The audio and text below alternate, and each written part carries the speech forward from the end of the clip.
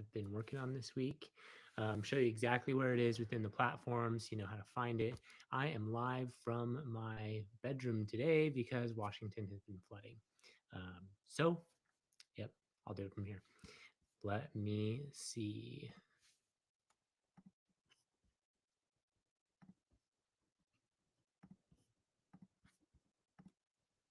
Okay, so first of all, sticky notes in job flows.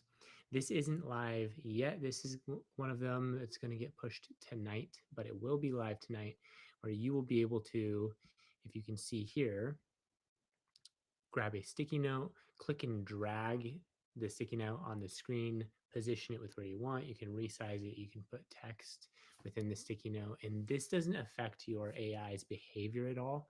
This is purely going to be for you and any notes you want to take on your job flow for you or other members of your team later. Super excited about that one. I'm going to go through all of our job templates in our library and add sticky notes to those. So I'm excited to be able to do that.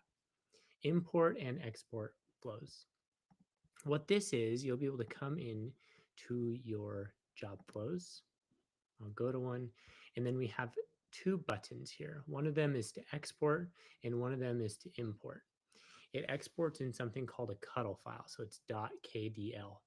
You can open it with a text file editor, and then you can even import that into like ChatGPT or Gemini and ask it questions about it or ask it to implement fixes for you. Now, I have started working on a custom GPT that instructs the AI on how our different actions work and tries to get it to refrain from making some common mistakes that it likes to make when it's outputting that file format. That's not working yet, but that is something that we will be able to have, especially come Q2 when we start work on our internal Copilot.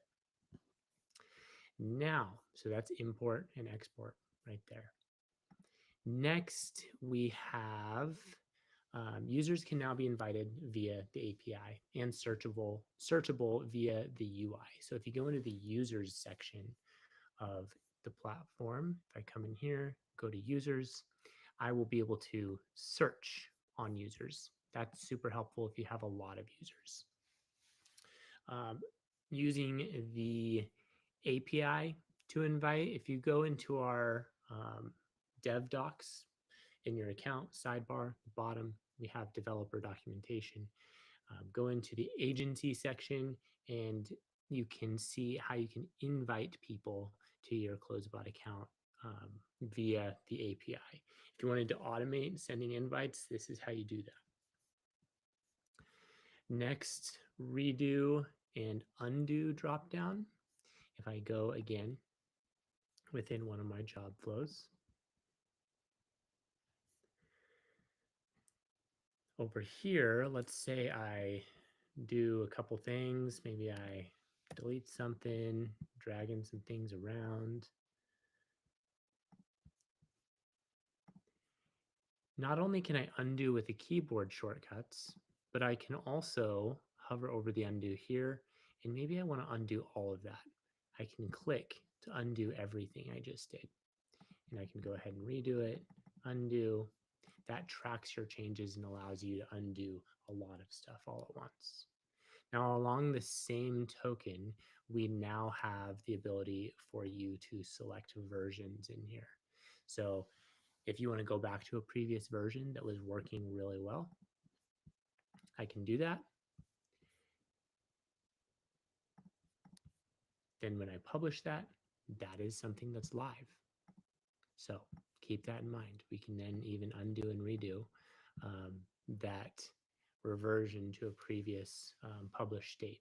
So this is how you can now have a lot of control over what you have out there in production. You don't have to publish to test.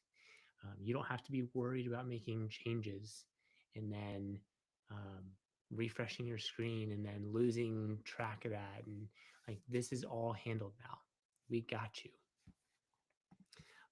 Let's see what's coming next. So there have been some stuff, namely Google Drive integration, and instantly as a source. Those are two things that we've pushed off until January, but we still have a lot of stuff coming in December.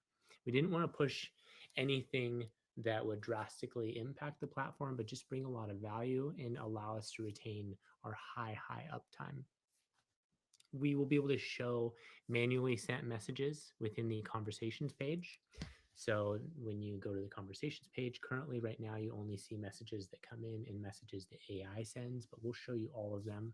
Fixing the filters on the conversations page, editing the referenced URLs when you scrape a website. So the ability once you scrape a website to go in and deselect pages that you don't want it to reference in the knowledge library. Some new tools coming up, and proactive smart FAQ, where when you go fill out an FAQ item, your AI will reach out to the person that asked the question it didn't know the answer to and let them know what the answer was to that question. So a lot of really cool stuff coming. We're excited here on out. We're going to end the year strong, and we are going to hit the ground running in 2026. Okay. Thanks, guys. I'll give you another update next week.